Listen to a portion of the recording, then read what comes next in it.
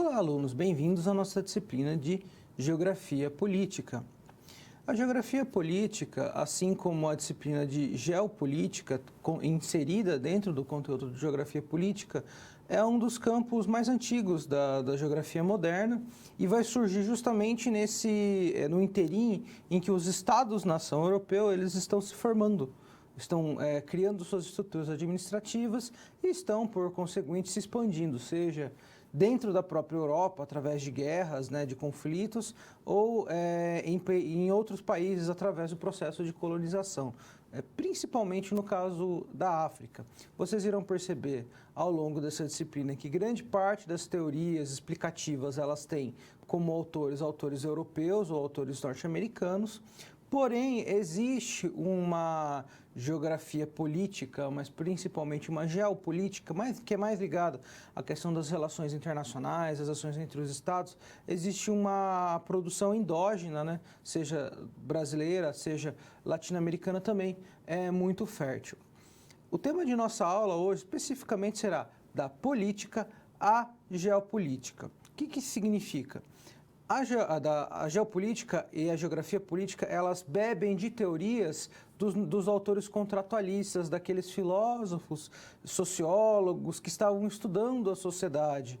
Então, a geografia ela vai justamente espacializar essas ideias, vai transformar essas ideias em ideias de expansão do espaço geográfico, ideias de organização de Estado, ou como forma de compreender a estrutura do Estado, em que muitos desses autores, esses geógrafos, ou não necessariamente geógrafos, porque muitas pessoas de outras áreas produziram uma geografia política, realizaram acerca de seus países nacionais.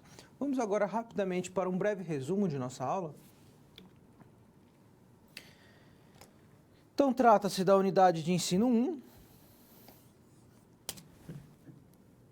Aqui é importante que vocês anotem, antes de mais nada, algumas das palavras-chave. Por quê?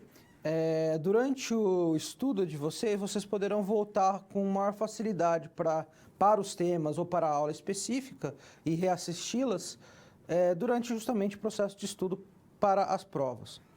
Então, aqui nós iremos tratar uma síntese das principais teorias políticas que formam a base da geografia política, a questão da simetria de poder e a relação com a formação das ordens mundiais. Algumas questões para a gente começar a nossa aula. Vivemos num Estado-nação soberano que governa sobre um território. Então, quais são as teorias que estão por trás do moderno Estado-nação? Essa é uma das questões que nós iremos tratar. Quando eu digo que nós vemos um Estado-nação soberano, significa que dentro da ordem estatal não existe nenhuma ordem acima comandando. Esse Estado, ele controla esse território, ele gera esse território. As suas leis, ele faz cumprir suas leis, ele tem os aparatos de segurança. Essa forma que nós vivemos de Estado moderno, ela tem uma origem histórica. Existe um certo vício, principalmente muito observado tanto na geografia quanto em outras humanidades, de analisar muitas vezes essa situação como se ela sempre tivesse existido. E, na verdade, essa forma de Estado moderno, com uma divisão de poderes, os chamados Estados liberais, eles vêm de uma tradição que tem aí 300, 400 anos no máximo, ou seja, durante grande parte da história da humanidade foram autocracias, reinos, outras formas de governo. Por isso que, para compreendermos a forma moderna, a forma contemporânea dos Estados modernos, nós iremos estudar algumas das teorias políticas que vão justamente fundamentá-las. Temos já o quadro? O Estado-nação está no centro das relações internacionais, então as relações no plano internacional se dão entre Estados e muitas vezes são mediados por algumas organizações transnacionais, são organizações que não pertencem a um Estado específico, mas que que coordenam as ações ou servem para resolver certos conflitos entre os Estados-nação. As noções de sociedade e Estado são ancoradas em diversos autores. Ao compreendê-los, conseguimos entender a estrutura e os problemas do Estado. Aqui a gente pode dizer, nesta aula específica, que nós iremos tratar dos autores chamados de contratualistas. Eles vão estabelecer algumas ideias de contrato social ou a relação do Estado com a sociedade. E, por último, nós iremos estudar o que seria uma ordem mundial e quais as suas condicionantes. Quando eu falo aqui em ordem mundial, eu estou tratando de uma situação em que você tem uma potência hegemônica ou você tem múltiplas potências e elas vão determinar uma determinada ordem, né, que tem uma certa estabilidade, no sentido que nós conseguimos reconhecer, ou seja, se estivermos em um país rico ou se estivermos no centro, né, dessa ordem global, ou se estivermos na periferia, como é o nosso caso, nós conseguimos reconhecer claramente que existe uma ordem, quais são os países centrais e como que se dão as principais relações econômicas, militares e até de influência no que as pessoas chamam de simetrias e assimetrias. Então, é uma teoria, uma ideia muito trabalhada, que é a ideia de assimetria. Quando você tem algo que é assimétrico, significa que um ente é muito mais forte que o outro. Então, os Estados Unidos têm um poder econômico, militar muito maior, por exemplo, do que Portugal. Porém, uma das estratégias para se solucionar essas assimetrias, ou seja, um é muito mais forte que o outro, é justamente você se juntar em blocos econômicos. Então, Portugal se junta ali à União Europeia, eles têm um poder maior de barganha, frente a esses grandes centros. Temos ao quadro?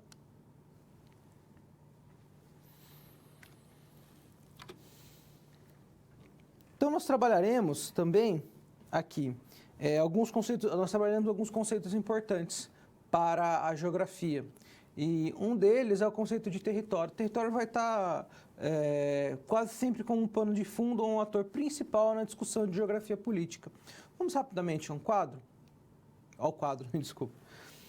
Então, assim, de forma bem simplificada, um território é um espaço que ele vai ser delimitado e no qual haverão relações de poder.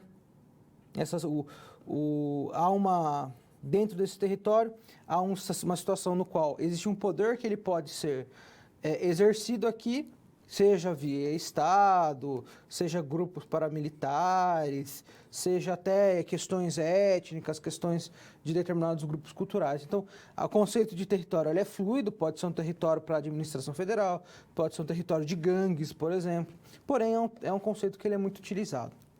Formação territorial, que é justamente como que esse território ele vai se formar, né? Então, com o tempo, como que ele vai se formar? Então, até ele conformar a sua forma final, né? Quais são os condicionantes? São questões econômicas, são questões sociais, existe o papel do Estado forte nessa formação territorial, se deu por conquista, incorporação, assim por diante. Como exemplo, nós temos o próprio processo de influência dos processos de colonização e conquista na América Latina. O que significa isso?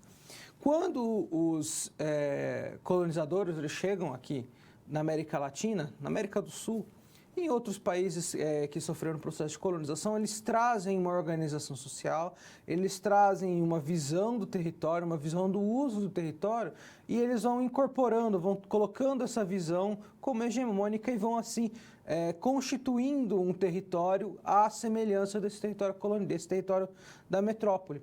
Então, o próprio processo de conformação do território dos países latino-americanos é um exemplo dessa formação territorial de matriz hispânica, que ela vai se misturar, assim, com outros elementos autóctones e outros elementos de fora, mas que vai ser aquela diretriz principal, o poder hegemônico, o poder dominante, que vai ordenar, vai criar essa hierarquia desses lugares.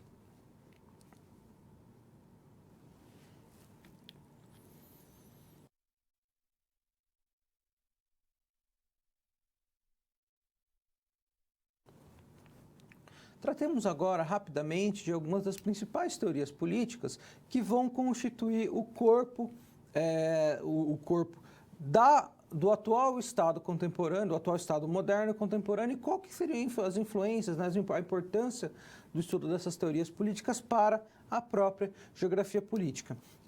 Lembrando que se trata de um recorte, nós trouxemos aqueles autores principais, os autores mais importantes, e que contribuíram principalmente para o ordenamento do Estado, ou seja, como é que o Estado vai funcionar, a sua burocracia interna, o seu controle sobre o território, a sua visão do que é um Estado, se é um Estado orgânico, se é um Estado não orgânico, e assim por diante.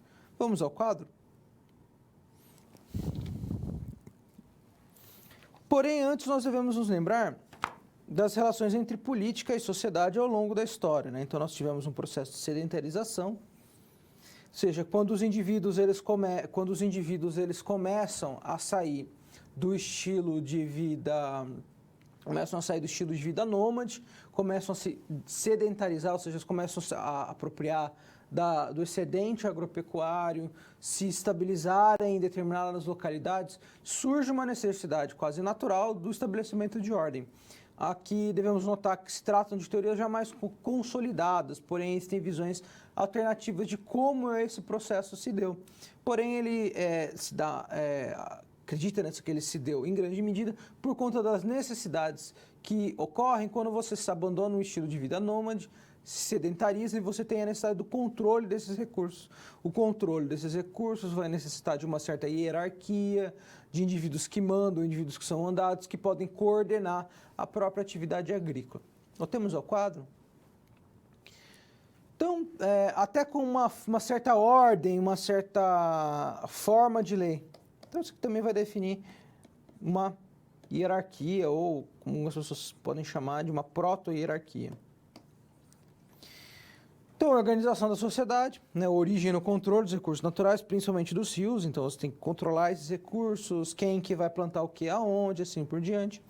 Como exemplo, nós temos as civilizações e reinos ao longo de cursos hídricos, Egito, as civilizações babilônicas, assim por diante.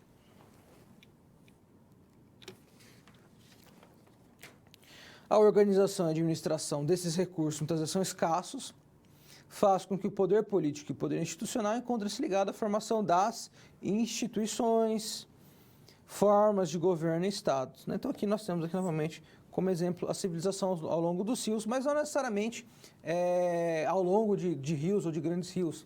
Se pegarmos, por exemplo, a história do Japão, foi muito comum o surgimento de reinos de arroz, como eles chamavam, porque eram senhores, né, que conseguiam controlar o excedente, eles controlavam a terra, eles coordenavam quem deveria plantar o quê, eles estabeleceram uma hierarquia abaixo deles e eles formaram, assim, os chamados reinos de arroz, né, como alguns autores colocam, que eram justamente aqueles indivíduos que controlavam o excedente agrícola, que era essencial para a população se alimentar. A população trabalhava nesses campos de arroz, se alimentava e você tinha uma entidade central que coordenava, né, que controlava, estabelecendo, assim, pequenos reinos. Então, sempre muito importante essa relação entre o controle dos recursos, a produção agropecuária, e o estabelecimento de uma certa ordem com algumas instituições e assim por diante. Então, trata-se dessa gênese desse Estado moderno. Novamente, lembrando que existem algumas teorias concorrentes, né, que vão dizer que, na verdade, o Estado ele surge de uma forma mais natural, outros dizem que ele é imposto a partir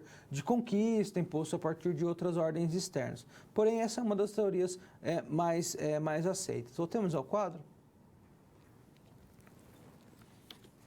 Aqui, só para ilustrar, então, nós temos as antigas civilizações ao longo dos grandes rios, né? Então, esse processo de centralização, né, abrir mão de certos direitos individuais, né, de certas soberanias individuais, em nome de um suzerano, de alguém que vai ali, de certa maneira, controlar, centralizando assim esse Estado. Então, nós temos aqui o Egito, ao longo do Nilo, as civilizações mesopotâmicas, ao longo do Tigre e Eufrates, a Índia, o Rio Indo e o Rio Ganges, o Rio Amarelo na China, assim por diante. Então, a palavra-chave aqui é centralização e controle de recursos e prática de agricultura. Então, aqui nós temos algumas teorias políticas clássicas, né, que todo mundo já deve ter ouvido falar, principalmente dentro do estudo da filosofia e da sociologia, que são três autores, né? Hobbes, John Locke, né, e Rousseau. Então, esses autores eles são denominados muitas vezes como autores contratualistas. Significa que eles necessariamente se diziam contratualistas? Não, essa definição ela é posterior, porque eles vão definir, de certa maneira, teorias relacionadas à questão do contrato social. Ou seja, o que você, enquanto indivíduo, vai abrir mão em nome de uma entidade maior para a administração externa, para a sua segurança, para uma certa estabilidade, ordenamento jurídico.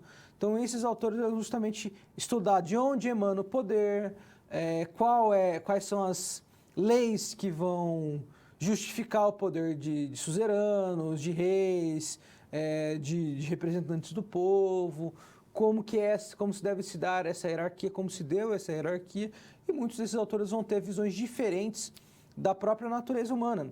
E essas visões diferentes da natureza humana vão informar formas de governo ideal diferentes, ou então interpretações diferentes da própria realidade, da formação da sociedade e da relação com o poder. O chamado contrato social, um contrato não assinado por nenhum de nós, mas que nós nascemos dentro desse sistema, nascemos dentro dessa sociedade. Voltemos ao quadro. Então aqui nós temos o Hobbes, né, ele vai defender o estado de guerra natural, que vai dizer que o homem é o lobo do homem, então a solidariedade não é inata ao homem, renunciamos sua liberdade em nome do grupo. Uma das teorias clássicas. Significa o quê? Para Hobbes, o estado natural era o estado da guerra. Então, o estado primitivo estava em guerra, as tribos estavam em guerra com outras tribos, e é uma ordem que vai surgir, muitas vezes, através da própria violência, que vai garantir essa solidariedade humana, né? Seja entre os grupos, seja entre os indivíduos do mesmo grupo, porque o ímpeto natural do homem seria justamente esse de canibalizar no sentido estrito, mas de defender seu próprio território, defender seus próprios interesses. Então, a própria ideia de que o homem é o lobo do próprio homem. Voltemos ao quadro. Aí já vão surgir teorias que vão contrapor isso, né? John Locke, né, um autor liberal, vai surgir com a ideia de que o estado natural não é a guerra. Vai defender a necessidade da criação de Estado para o processo natural e defender o direito da propriedade, né? Como um autor liberal, ele vai defender a ideia da propriedade. Por que a propriedade ela é muito importante para o John Locke? Me desculpe. O John Locke ele vai entender que como o Estado natural não é a guerra e existe solidariedade, o Estado ele vai surgir para garantir essa ordem. E grande parte das sociedades modernas, que elas vão ser mais democráticas, elas vão ter como princípio a propriedade, ou seja, o indivíduo ele tem a propriedade de seu terreno, sua pequena propriedade, ele vai ter direito a ter suas coisas, e quando ele tem direito a ter suas coisas, a ter sua propriedade, ele ganha uma representatividade, porque o Estado ele tem que garantir que ele tem direito a essa propriedade. Lembrando que Locke ele é um autor liberal, ele vai surgir nesses termos, esse surgimento dessas ideias, o próprio fortalecimento do regime capitalista, e ele vai defender essa ideia muito importante e até essencial para a própria conformação dos Estados nacionais modernos. Lembrando que o direito à propriedade é um dos princípios básicos de muitas constituições, inclusive a nossa. Direito à propriedade não, direito assegurado, a garantia de sua propriedade. Temos ao quadro. Aí, um outro autor muito importante será Rousseau. Rousseau terá uma interpretação diferente, mais radical em relação a Locke. Ele vai dizer que o homem é bom e é a sociedade que vai corromper o homem. Ou seja, num estado natural, era um estado quase idílico, os homens eles não estavam em guerra uns com os outros, mas é quando vai surgir a ideia do Estado, o cercamento, né, você vai cercar e definir uma propriedade, um território, que os homens eles começam a se corromper, que eles começam a desejar o de cada um, vai desejar o do seu vizinho, ou de outros grupos vizinhos.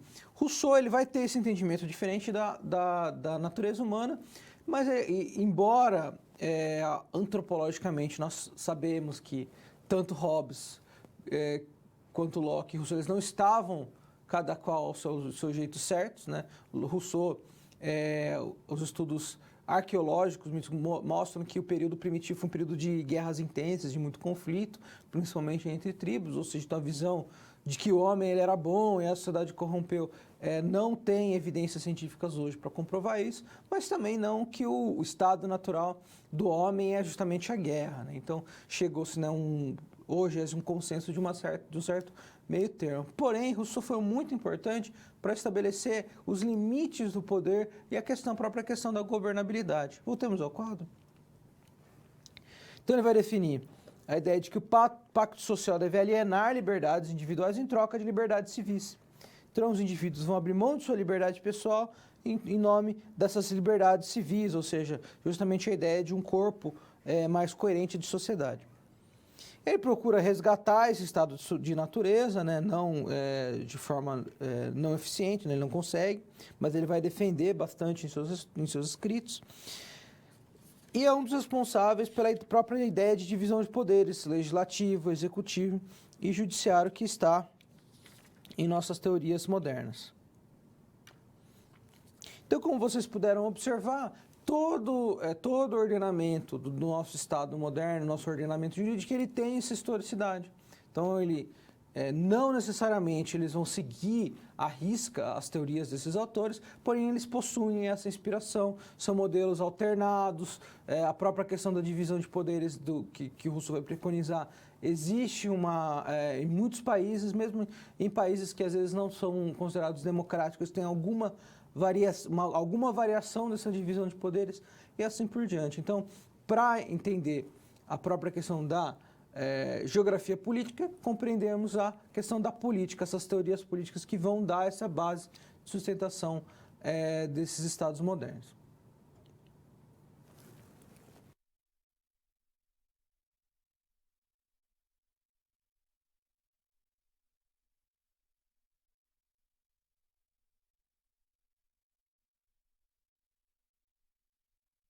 Vamos para um conceito muito importante, que é o próprio conceito de Estado-nação.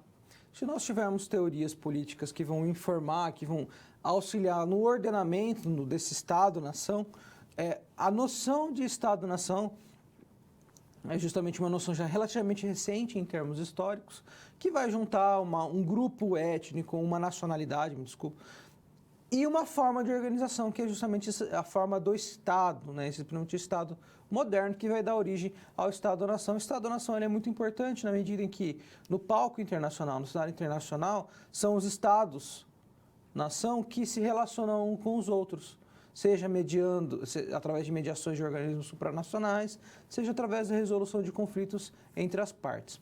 Vamos ao quadro?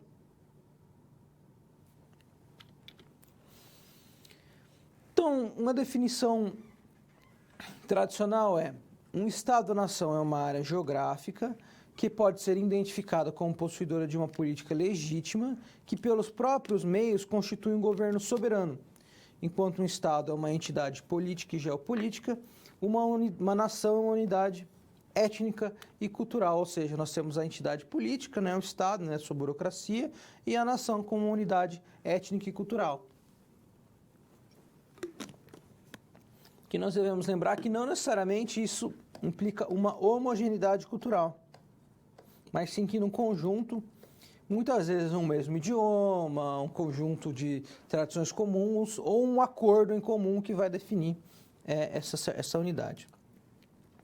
A nação é entendida como união, reconhecendo um passado comum, mesmo que existam divergências, hábitos, idiomas ou características em comum. Qual que é o papel do Estado-nação moderno? Então, ele está no cerne das unidades político-territoriais. Então, ele vai trazer uma certa estabilidade, mesmo em países, em estados instáveis. A proposta do surgimento desses estados era justamente trazer uma certa estabilidade, uma padronização, um relacionamento com outros estados-nação. Então, os países eles não vão se relacionar com grupos específicos dentro desse país, mas com o seu representante oficial. Esse representante oficial ele será o representante do próprio Estado-nação. Voltemos ao quadro. Então, aqui nós temos a padronização, normas e proteção da propriedade privada, principalmente nos estados modernos, né, como a gente fala. É um impulso ao sistema capitalista, né, porque ele vai fortalecer o mercado interno e externo, ou seja, o Estado moderno ele vai basicamente dizer o seguinte: nós protegemos as suas empresas, protegemos os seus cidadãos, garantimos que eles possam comprar livremente. Com essa perspectiva em vista, você pode realizar investimentos a médio e longo prazo, você se insere no mercado internacional com outros estados-nação que têm um cumprimento mais ou menos próximo dessas medidas que o seu Estado-nação tomou. E durante o período de gestação desses Estados modernos, com o capitalismo mercantil, né, que é aquele capitalismo que é responsável pela exploração de muitas colônias, pelo comércio internacional, ali no século XVII, século XVIII, essas garantias elas eram muito importantes. E é justamente a existência desse Estado moderno que vai justamente fortalecer esse capitalismo. Voltemos ao quadro.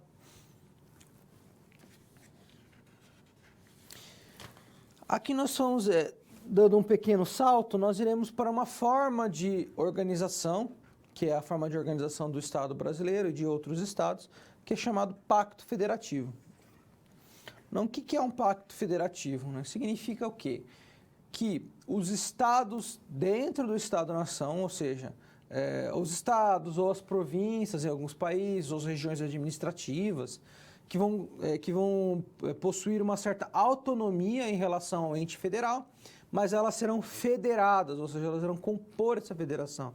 O próprio nome, Estados Unidos da América, já indica isso, né? Eram os estados que se uniram e formaram uma federação.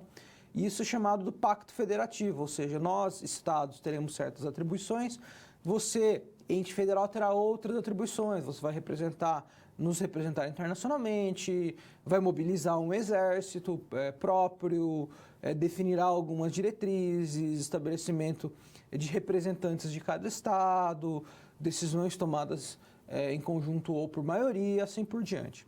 O Brasil ele está dentro desse chamado Pacto Federativo, porém com algumas peculiaridades em relação aos Estados Unidos, por exemplo. Voltemos ao quadro. Então, nós nos inspiramos no modelo de federalismo. Com a Constituição de 1934, né, chamou-se até de uma maneira um pouco tola, né, de Estados Unidos do Brasil, tentando copiar o modelo norte-americano.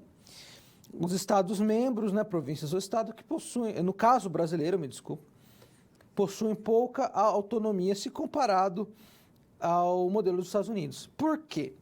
Porque no Brasil é o poder central que vai criar a federação e não o contrário. O contrário dos Estados Unidos, em que os estados se juntaram e criaram a federação, então eles vão definir um papel maior para si mesmos, os estados, no caso brasileiro, a federação, ou seja, esse ente federal, o Brasil, que vai criar estados, que vai definir quais serão as suas diretrizes, até onde o seu poder pode ser exercido, assim por diante. Isso cria uma inadequação, no sentido em que questões, muitas vezes, dentro dos estados, elas têm que ser resolvidas ali na federação. Então, ao invés de serem resolvidas internamente, tem que ser resolvida lá em Brasília, por exemplo. Isso faz com que seja mais difícil a resolução de problemas locais. E é uma peculiaridade do nosso sistema federativo. Temos ao quadro. E os nossos municípios, né, que eles possuem certa autonomia para gerir alguns setores e criar leis específicas, mas sempre lembrando que a federação está sempre acima, né? A lei federal está sempre acima. Aqui nós vamos rapidamente para uma síntese, né, da estrutura governamental brasileira. Nós somos uma república, né, uma forma de governo, onde o chefe de Estado é eleito pelos cidadãos. Federativos, porque é um sistema de governo que consiste na reunião de vários estados numa só nação, ou seja, não é um estado unitário, né, com representantes das localidades especificamente na federação, senão é um estado que vai exercer unicamente seu poder, ele vai delegar funções aos estados. É democrática, então é um sistema político em que a autoridade emana do conjunto dos cidadãos, não é uma autocracia, não é um grupo fechado, não é uma aristocracia, né, que é um grupo dos melhores, aparentemente não é uma caquistocracia, que seriam os piores, e ele é presidencialista, né? É um sistema político em que o presidente da República é reservado a ação predominante no governo, ou seja, o presidente ele tem muito poder, ou seja, para propor leis, para vetar, diferente de outros modelos em que você tem um primeiro-ministro, que às vezes a ação dele é mais conscrita ao poder dos outros parlamentares, e assim por diante. Então são formas de governo, é uma estrutura de organização, então vocês podem perceber claramente por esse quadro que ele vai justamente sintetizar essa nossa estrutura e a forma do nosso ordenamento jurídico.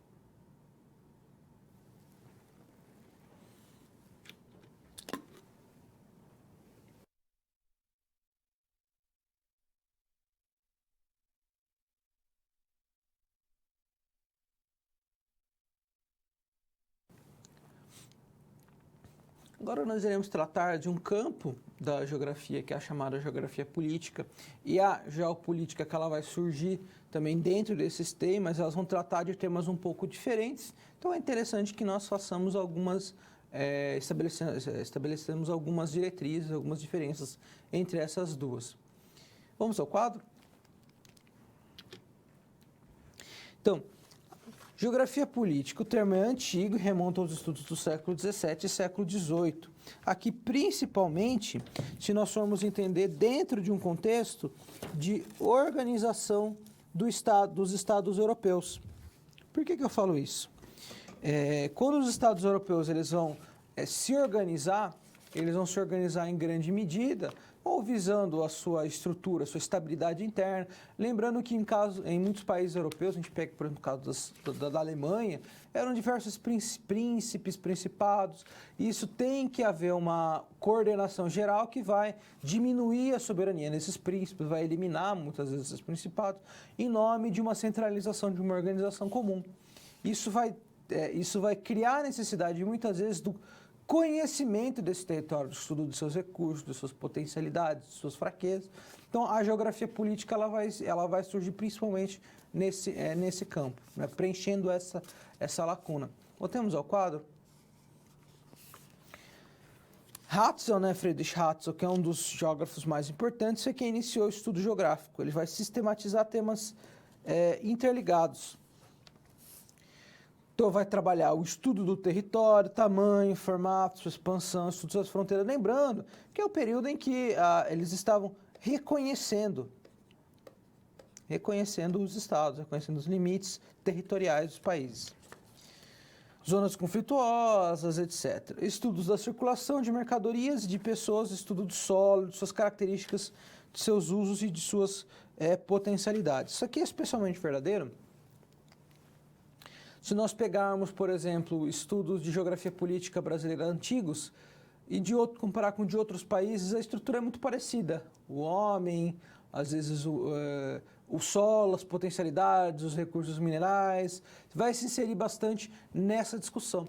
Muitos desses autores, e Hatzel é um deles, ele vai inserir justamente a discussão do ordenamento territorial, vai inserir as teorias políticas dos diversos autores em voga na época de como que esse território deve ser organizado, como que deve ser a distribuição dos recursos, qual é o papel do Estado no estabelecimento de vias de comunicação, né, ou então na própria resolução de conflitos que venham a ocorrer. Então, a geografia política ela se insere nesse contexto e ela estuda fortemente essas questões de natureza mais nacional. Voltemos ao quadro. Porém, a geografia política não é necessariamente uma análise da geopolítica, só que no caso nacional, como nós iremos ver. A geopolítica clássica, principalmente, ela já vai trabalhar com os estados em relação a outros estados. Então, vai estudar o crescimento do Estado, essa geopolítica clássica, né? Principalmente no século XIX. O crescimento do Estado ele vai decorrer de sua capacidade de acúmulo de poder e de riqueza. Um Estado eficiente compete com os outros, visando um crescimento, principalmente no contexto europeu. Os europeus estavam constantemente em guerra. Relações entre os Estados são realizadas em forma de alianças, nos quais prevalecem os interesses dos Estados mais fortes. Então, é utilizado pela primeira vez pelo sueco Kjellén, né, em 1889, mas tem como base a visão originária de Hatzel, que é uma visão orgânica de Estado. Por que isso aqui é importante? Essa visão orgânica ela vai entender o Estado como um ente vivo, então ele vai precisar se alimentar. Então, ele vai se alimentar de novos espaços de produção, a tendência dele é se expandir, e ao se expandir, ele vai entrar em conflito com outros estados. Então, as diversas partes que vão compor esse estado, como se fossem órgãos que compõem o corpo humano. Então, essa é a visão orgânica que eles vão colocar, que é justamente esse estado ali que ele vai tender a essa expansão. Voltemos ao quadro.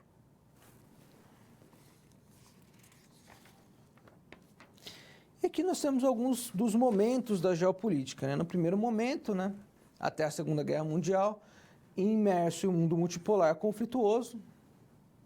Então você tem diversas potências, principalmente na Europa, entrando em conflito pelo território, lembrando muitas delas influenciadas por essa concepção orgânica.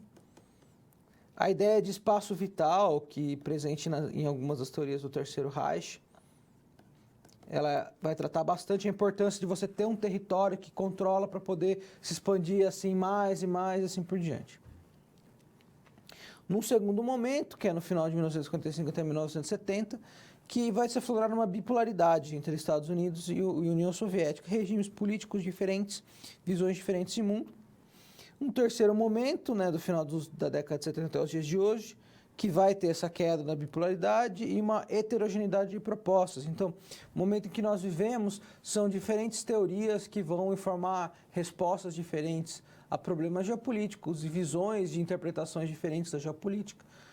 Os famosos analistas geopolíticos que quase sempre erram as suas previsões, porque muitas das teorias de geopolítica, as teorias preditivas, capacidade de você prever um cenário internacional, possuem muitos problemas, então alguns vão ter maior sucesso, outros menor sucesso.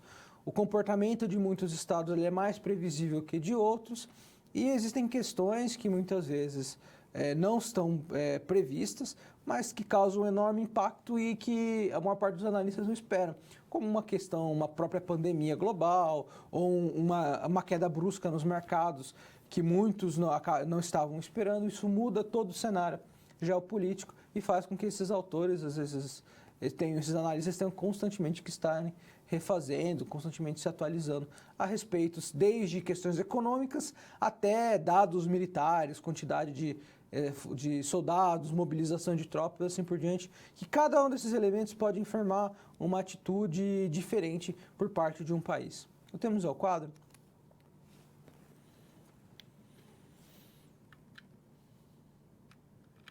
Então aqui nós temos um breve resumo, né, do professor José William Vicentini, um dos pesquisadores de geopolítica mais importantes do Brasil.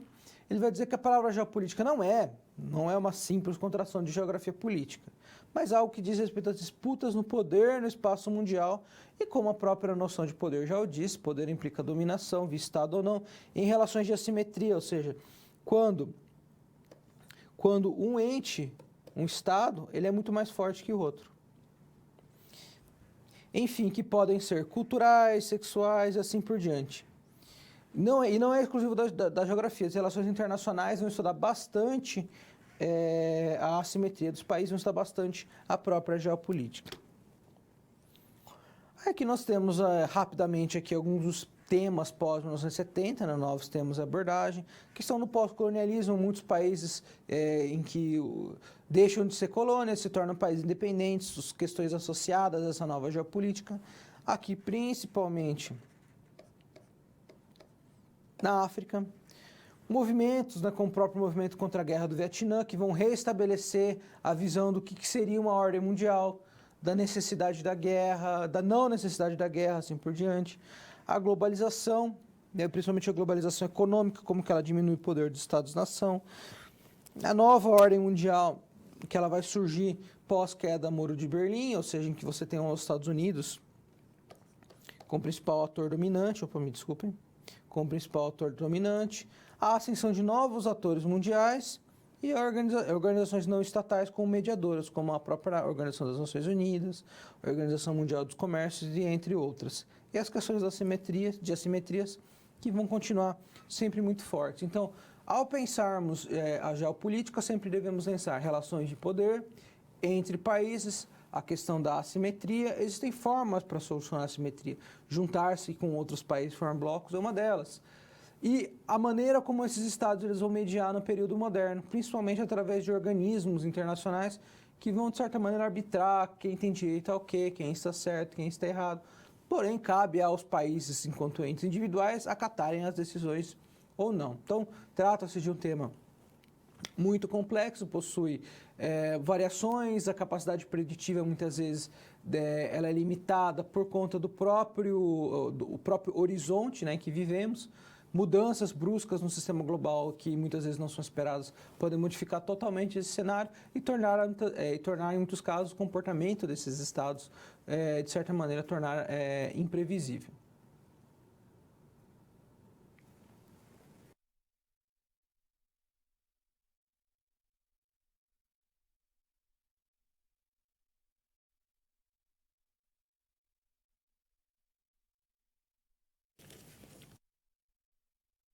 Então, lembrando que nossa situação problema, nós iremos realizar um exercício de analogia entre problemas familiares, né, e a própria estrutura de governança dos Estados-nação. Voltemos ao quadro. Então, o título de nossa situação problema é Problemas Familiares e Problemas de Estado-nação, né? Então, é um esforço de analogia entre uma família e os Estados nacionais. Então, nossa situação problema traz a figura de Clarice Braga, que trabalha em período integral e vive com seus 3 filhos e com seu pai, um octogenário aposentado e metódico, ou seja, já tem alguns comportamentos de alguns Estados-nação. A casa possui 3 quartos, a suíte vai pertencer à mãe e um quarto dorme o avô, enquanto o outro é em 3 filhos. Então, você tem 3 quartos. Esses quartos, eles são ocupados por indivíduos. Na casa, ainda, além da cozinha e de uma sala, um banheiro, que é compartilhado pelos filhos, ou seja, a gente já tem aqui um banheiro, e pelo avô, além do quintal no fundo onde mora Roger, que é um cachorro da família, que tem dificuldades em acatar ordens. Clarice, conversando com um amigo, traçou um paralelo entre a gestão de Estado Nacional e a gestão domiciliar. Não sei por que ela estabeleceria esse paralelo. Para tanto, como é possível pensar em uma analogia como essa para resolver um conflito em casa?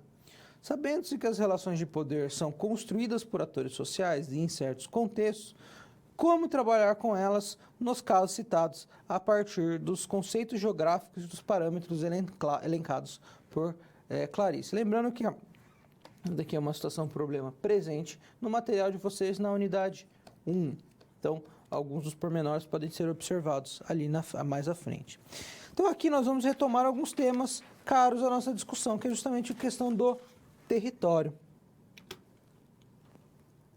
Então, para elaborarmos uma analogia, né, que é necessário pensarmos no seu papel de mãe e chefe de família, está direcionado à direção executiva de um Estado-nação.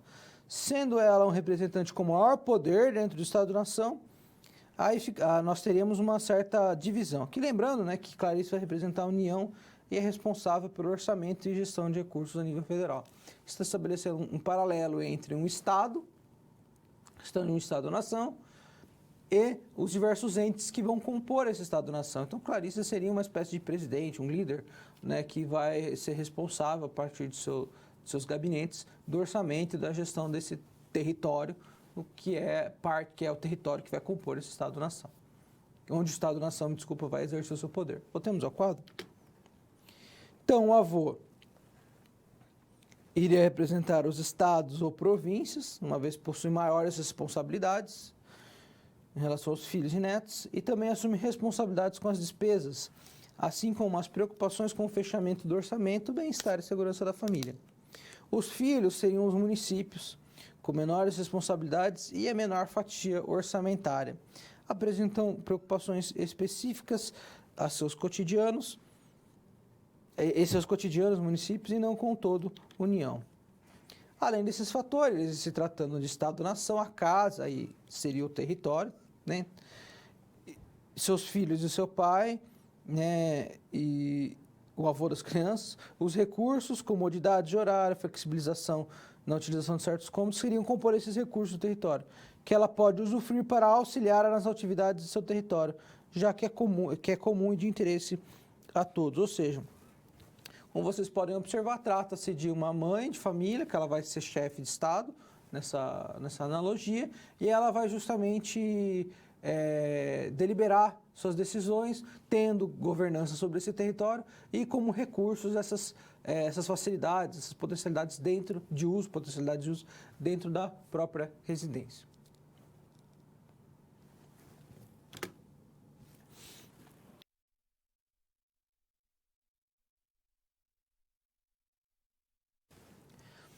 Façamos agora, brevemente, algumas reflexões em nosso momento de interação a respeito das estratégias geopolíticas mais comuns.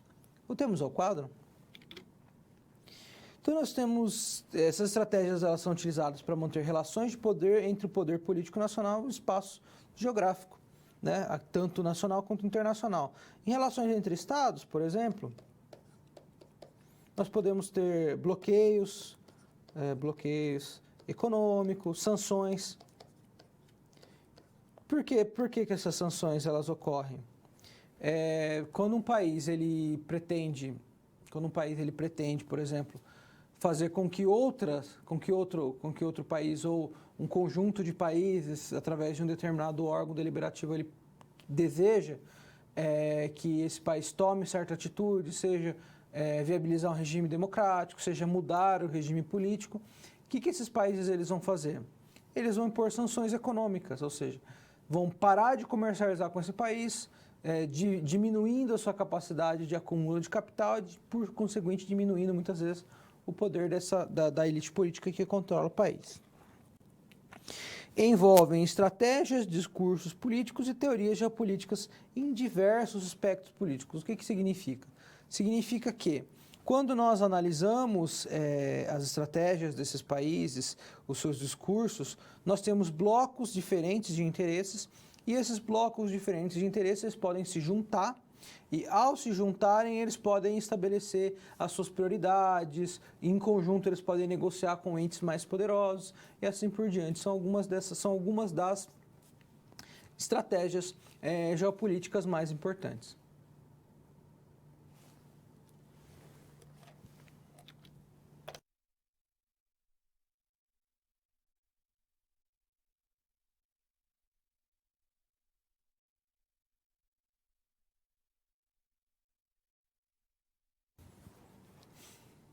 Para compreendermos o mundo contemporâneo, os seus principais conflitos, a natureza dessas instituições que vão surgir muitas vezes para mediar esses conflitos na arena internacional, é importante compreender, olhar para trás de onde que essas instituições elas vão surgir, como que essas ideias elas vão surgir, essas ideias de governança,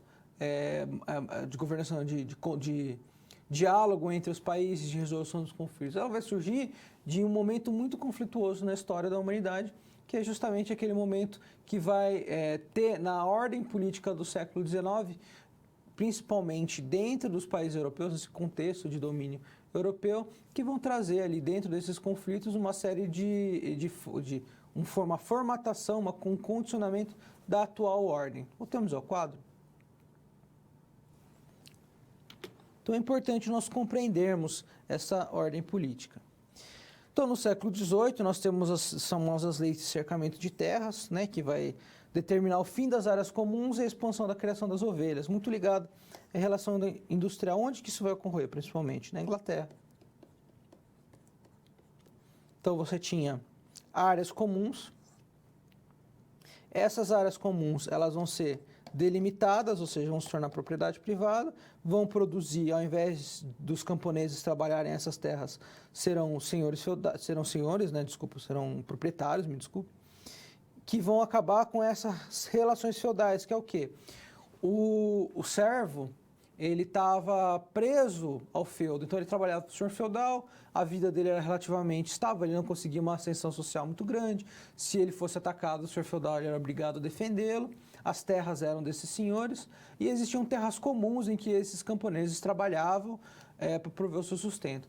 Essas terras comuns elas vão diminuindo, elas vão sendo cercadas para a produção de lã. Essa lã vai alimentar uma indústria têxtil, que é aquela indústria nascente, que vai se fortalecer muito com o processo de industrialização, principalmente na Inglaterra. Então, essa população ela vai sair do campo, onde ela não vai ter mais trabalho, ela vai começar a ir para a cidade, e ela vai ser como a base desse operariado, vão ser aqueles indivíduos que vão trabalhar nessas fábricas, inchando principalmente as cidades.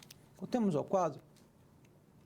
Então, essa ordem política, né, essa situação econômica, ela vai fortalecer o cenário nação, porque vai aumentar o acúmulo de capital dos países, vai favorecer o surgimento de uma indústria têxtil, que é aquela indústria motriz da atividade industrial, principalmente na Inglaterra.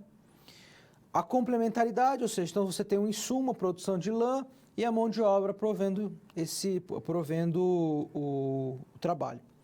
Fortaleceria o mercado consumidor e também o mercado de crédito, porque você surgem os bancos financiando essas empreitas mercantis.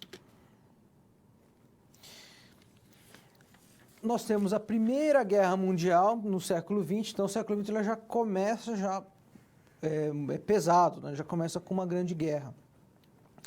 Uma série de políticas de alianças e interesses convergentes entre as potências europeias dão origem ao conflito.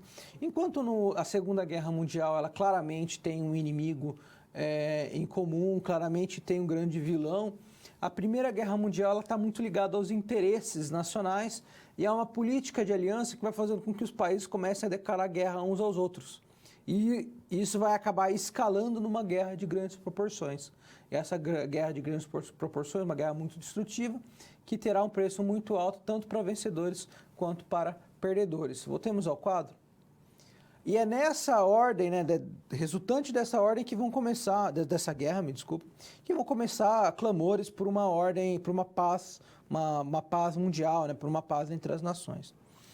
Então, militarismo, as alianças, o imperialismo e o nacionalismo, eles vão surgir com muita força durante esse período, né? Eles vão ser um pano de fundo por trás dessa Primeira Guerra Mundial. Pós-fim da guerra, tem um enfraquecimento do imperialismo europeu. Aqui nós temos a ascensão dos Estados Unidos da América como uma potência emergente, né, que vai tomar o lugar da Inglaterra. Um clima de destruição econômica e que dará origem ao mundo pós-tratado de Versalhes, né, que vai tentar estabelecer os limites dos países. E esse período entre guerras ele vai ter uma crise de 1929 e uma grande depressão. A crise de 1929 ela vai colocar em xeque os modelos estocásticos clássicos, né, dos autores liberais e vai preconizar uma ação maior dos estados, uma ação maior do Estado na organização da economia, de forma a evitar esses crashes relacionados com a questão da oferta e da demanda. Então, entre as guerras mundiais, nós temos uma crise de proporções mundiais, que ela vai ter um impacto sobre a própria organização dos Estados nacionais. Voltemos ao quadro. Aqui nós temos Europa em 1914. Então, vocês podem perceber que eram dois grandes grupos, né? A Tripla Aliança e a Tripla Entente, né? São países muito próximos, eles vão entrar em conflito. Nós temos a figura da Rússia, muito importante. E esse mapa será redesenhado, né, pós Segunda Guerra. Então, você vai ter um redesenho, a Alemanha, o Império Alemão, ele vai perder parte de seu território. A Polônia, ela irá ganhar a independência, uma nação que ficou, um povo e uma nação que ficou quase 200 anos sob o jugo de russos e alemães, vai ter uma entidade administrativa, serão criados dentro do vácuo do Império Austro-Húngaro novos países e também novos problemas justamente por conta dessa organização. Então, o importante principalmente para nós é entender esse mundo, essa ordem política, ela vai trazer um clamor pela paz, porque foi uma guerra muito destrutiva, novos países serão redesenhados, há um reequilíbrio de poder pós Tratado de Versalhes, os territórios germânicos eles vão ser prejudicados no sentido de crescimento econômico, os países derrotados sofrerão, como o caso da Alemanha, como o caso do Império Húngaro, serão destrinchados, né, serão desmembrados em outros estados menores, cada qual com a sua administração, mas mesmo entre os países vencedores, as perdas em termos termos econômicos e em termos humanos foi muito grande. Isso vai trazer toda uma série de teóricos e de autores e de ideias que vão preconizar uma maior ordem nesse sistema internacional. Então, o germe, né, nascente desse clamor por uma paz, uma maior organização, que seria posteriormente a própria Organização das Nações Unidas, ela surge neste interim. Voltemos ao quadro.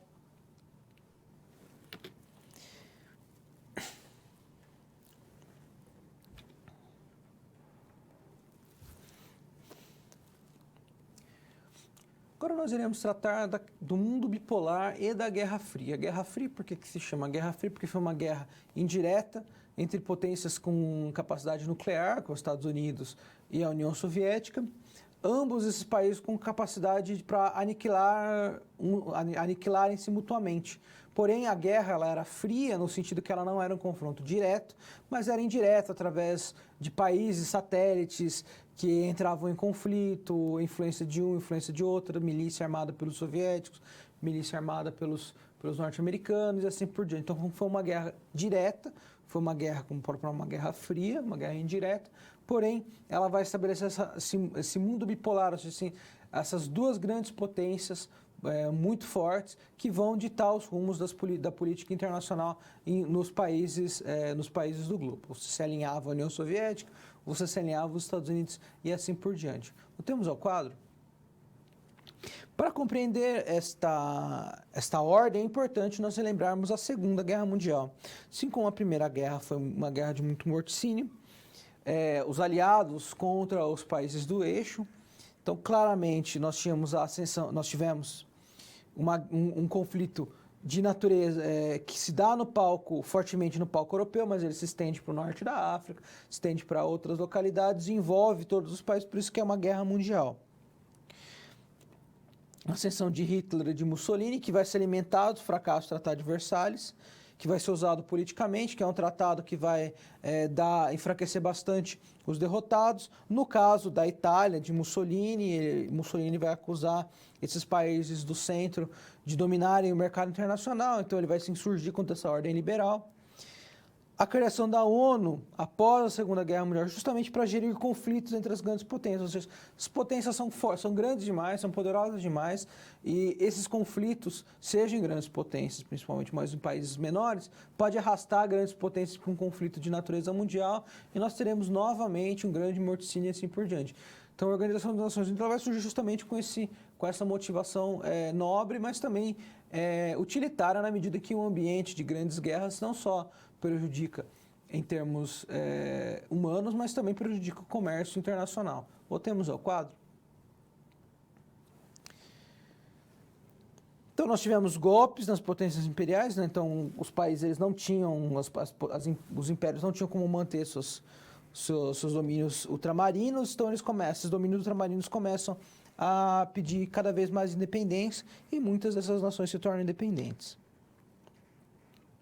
Então, a Guerra Fria, lá em grande medida, é uma consequência da Segunda Guerra Mundial, né? Porque você tem estabelecimento desses dois grandes atores. Há um enfraquecimento das potências europeias, aqui principalmente da Inglaterra e da Alemanha.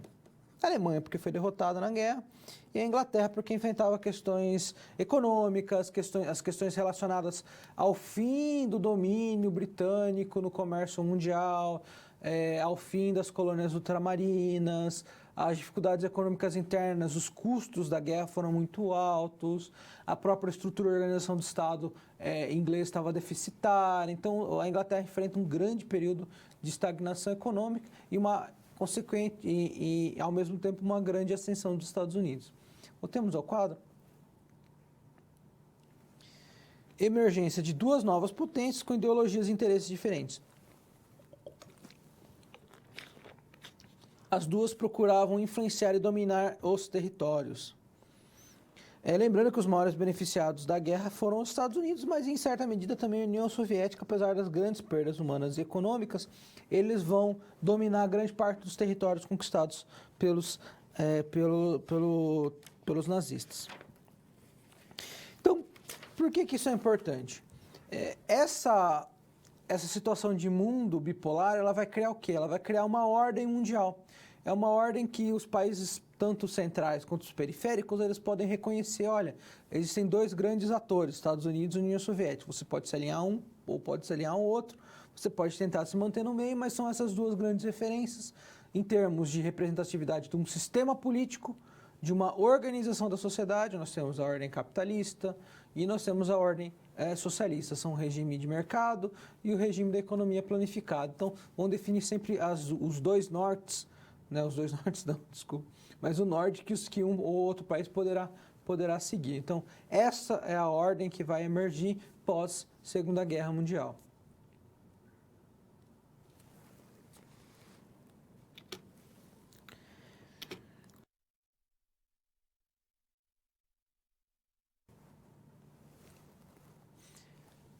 A ordem mundial, como o próprio nome diz, ela não é necessariamente eterna. E a ordem mundial surgida, aquela ordem bipolar entre Estados Unidos e União Soviética, que surge ao final da Segunda Guerra Mundial, ela encontrará o seu fim após a queda do Muro de Berlim. Então, a Rússia, os estados satélites se desmembram, a Rússia se torna se apresenta como um estado deficitário, com grandes dificuldades econômicas. Porém, os Estados Unidos eles emergem como um grande vitorioso nessa ordem mundial e essa ordem capitalista que vai estabelecer esse domínio dos mercados globais. Porém, essa ordem ela vai ser considerada uma ordem multipolar, porque embora os Estados Unidos vão conseguir exercer seu poder hegemônico, existem potências regionais. A própria Rússia ela vai conseguir recuperar o seu espaço. Há uma ascensão cada vez maior da China. A Europa já recuperado, o bloco europeu, parte da União Europeia, vai exercer poder sobre uma grande área de influência e assim por diante. Alguns consideram a própria América Latina, o Brasil ele vai ser um desses centros. Então, há o surgimento dessa ordem multipolar com potências regionais e uma potência hegemônica. Voltemos ao quadro. Então, esse mundo multipolar, principalmente na consolidação dos blocos econômicos, aqui levando em consideração principalmente a União Europeia. Existem contornos supranacionais, ou seja, existem instituições como a Organização Mundial do Comércio e a Organização das Nações Unidas que vão começar a arbitrar mais a respeito dos conflitos internacionais, mais do que já arbitravam. A internacionalização e integração dos fluxos dos capitais, ou seja, isso faz com que os países, os estados-nação, se tornem interligados.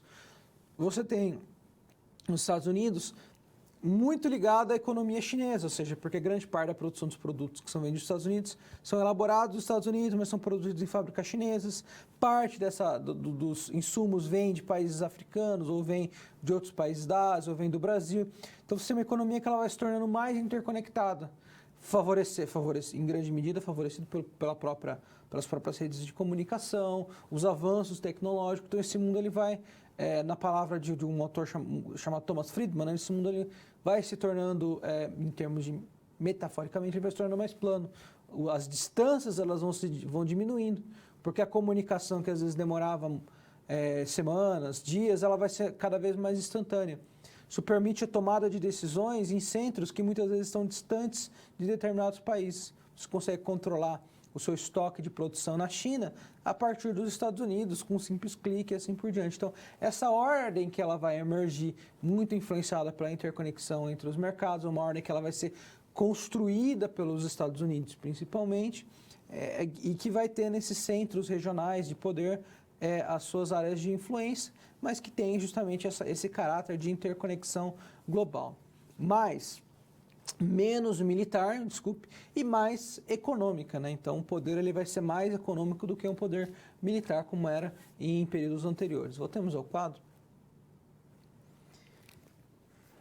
A questão da abertura dos mercados, né? Muito importante. E as empresas muito importante para a consolidação dessa ordem, dessa nova ordem mundial. As empresas capitalistas elas são modernas e competitivas, elas procuram a redução de custos. Então você tem fusões e grandes investimentos. E grandes investimentos não necessariamente se dão em termos nacionais, mas eles se dão bastante em termos globais. Então aqui nós temos um gráfico que vai mostrar, um mapa que vai mostrar essa situação do chamado mundo multipolar. Então vocês podem ver que aqui há um nível de força, né? Então aqui nós temos na zona do euro, no período em que esse mapa foi desenvolvido, a Inglaterra ainda era parte da zona do euro. O Brasil como um país desenvolvido, né, que ele considera nesses países, ele considera o Brasil como uma potência de nível abaixo da média, mas é uma potência regional. Os Estados Unidos como uma grande potência. A China aqui como uma potência acima, né? Mas hoje já se considera a China como uma potência de nível 4, junto com o Japão, até à frente do Japão. A Rússia também é uma potência de nível já maior. E essa análise principalmente ligada à capacidade de influência que esses países têm em seus vizinhos, a capacidade de influência que eles têm seja em condicionar mudanças de governo, seja por questão de pressão econômica, ou seja pela própria interconectividade, né? A União Europeia, como um bloco, ela vai justamente chegar a essa condição de grande área de influência, né? Porém, os Estados Unidos ainda, apesar de todas as questões, os Estados Unidos ainda é essa potência, ela é o exército do mundo, tem o maior exército, tem um grande poderio econômico e assim por diante, e talvez continue por algum tempo como sendo esse centro no mundo multipolar.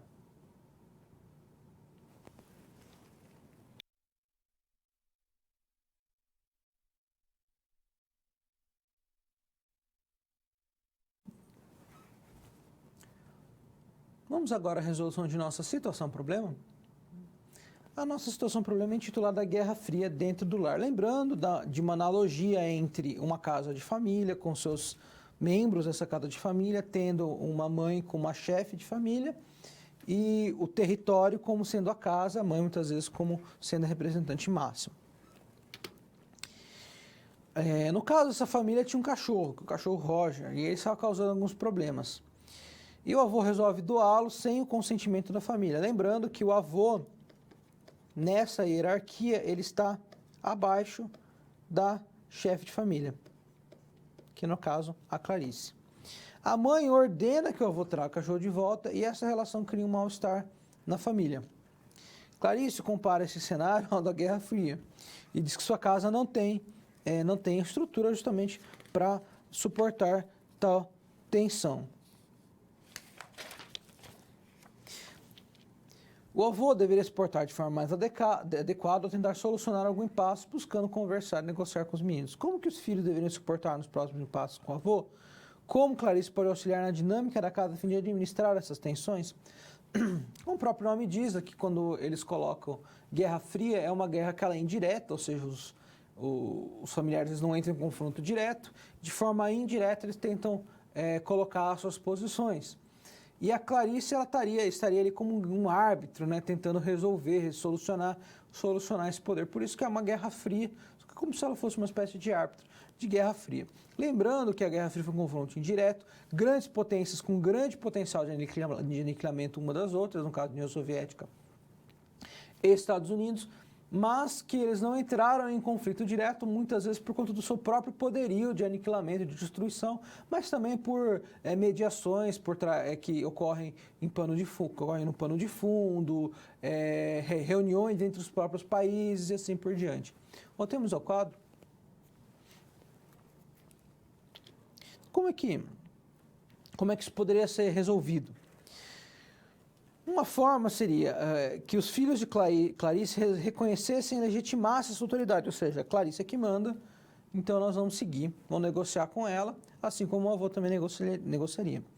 E, a exemplo de países vizinhos, aqui fazendo uma associação com os Estados-nação, com economias mais frágeis, a união é a atitude mais inteligente a ser seguida. Então, os filhos iriam se unir contra o avô.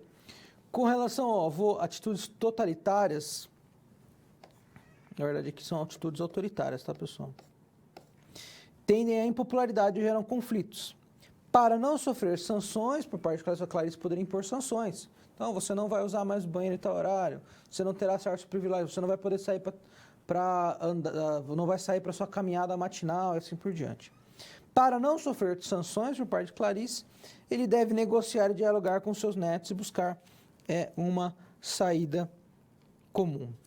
Então, a Clarice ela vai personificar o quê? O poder máximo, unilateral, e assim deve administrar tais conflitos, ou seja, acompanhar seu desenrolar e deixar claro suas vontades à medida em que é ela que coordena atividades.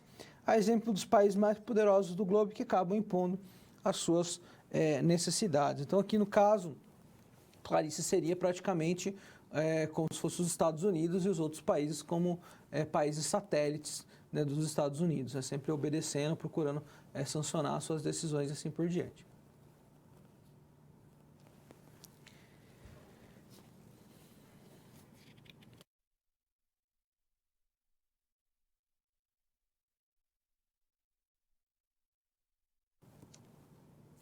No nosso momento de interação, nós iremos trabalhar uma questão contemporânea, uma questão que vem trazendo grandes desafios ao cenário internacional, que é como que o Estado-nação ou os Estados-nação em conjunto podem lidar com questões como pandemias. Então, uma das formas, né, que o Estado-nação ele pode dar, lembrando que a tomada das decisões é sempre com base em informação imperfeita.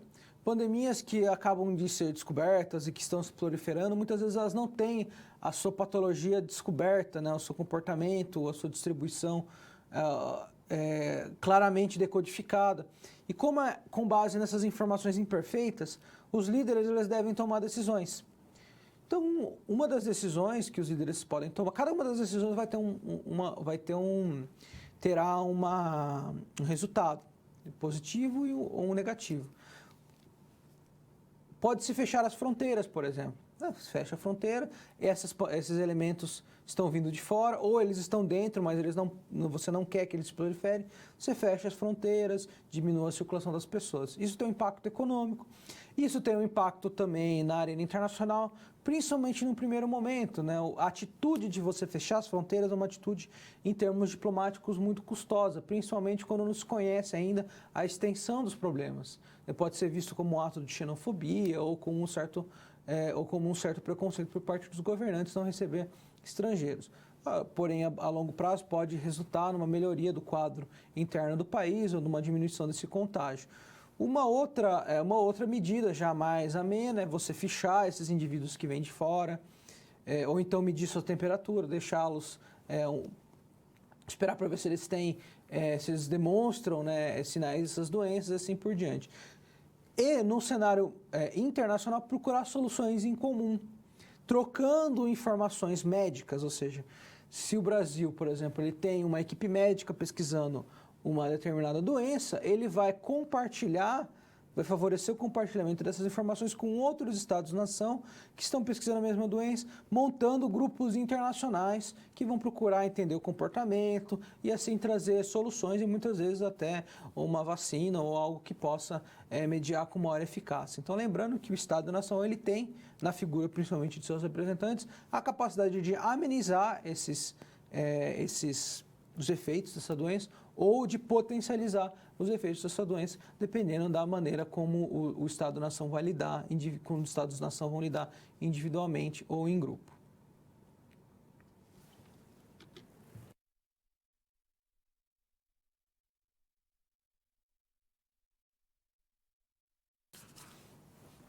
Vamos agora ao nosso recapitulando, onde nós fazemos uma breve síntese de nossa aula. Vamos lá? Então, a geografia política ela vai se estruturar a partir de um contexto de fortalecimento do Estado-nação, que nós estamos falando no contexto da Europa, principalmente no século XIX. Os estados eles vão ser estados-nação, são peça importante nas relações internacionais, ou seja, são os estados-nação que vão estabelecer as alianças, vão estabelecer as relações uns com os outros. Discute as formas do Estado da organização social, muito importante na geografia, como que esse Estado será ordenado, qual é o ordenamento dele, a hierarquia de poderes, quem manda em quem, o que faz o quê. Há uma relação muito forte entre identidade e território, ou seja, como que esse território ele será administrado, relacionado com a questão da nação, identidade cultural, ou elementos em comum, como que será padronizado alguns dos aspectos os aspectos jurídicos desse território. Lembrando o surgimento das ordens mundiais, né? Contexto da Guerra Fria, né? É importante a gente lembrar esse contexto em que você não tem um conflito direto entre duas potências, conflito quente, né? Um conflito armado, direto, mas indireto, através da influência em países satélites, através de negociações entre essas duas potências, porque eram potências com grande potencial potências capazes de aniquilarem-se mutuamente com um custo muito grande. Lembrando que vinha de um momento que o mundo vinha de uma Segunda Guerra Mundial muito custosa e ficou sempre aquela expectativa de quando será a Terceira Guerra Mundial, os Estados Unidos, a Rússia, quem que vai começar. E é justamente esse grande poder que vai trazer esse certo equilíbrio e esse não confronto direto, então esse confronto indireto, que é essa chamada Guerra Fria, essa guerra indireta entre Estados Unidos e União Soviética. Voltemos ao quadro. A própria questão do período pós-guerra, né, a organização no sistema internacional, principalmente aqui a Organização das Nações Unidas, e o estabelecimento de fronteiras, de novas fronteiras e o redesenho de novos países. e as ordens mundiais. O que é uma ordem mundial? Essencialmente é uma ordem que os Estados-nação eles conseguem reconhecer que existe um poder hegemônico, existem poderes, Estados-nação, que vão representar certas esferas de influência dentro de suas áreas, e isso é reconhecido como uma certa ordem, ou seja, aqui está os Estados Unidos, eles são a referência, Estados Unidos e União Soviética são as duas referências, dentro da minha região o Brasil é referência, a África do Sul é uma referência, a China é uma outra referência, e assim por diante. Isso vai estabelecer justamente essa ordem ela vai implicar também uma hierarquia, vai implicar uma certa estabilidade no sentido de reconhecimento desses países como centrais. Espero que vocês tenham gostado de nossa aula e até a próxima.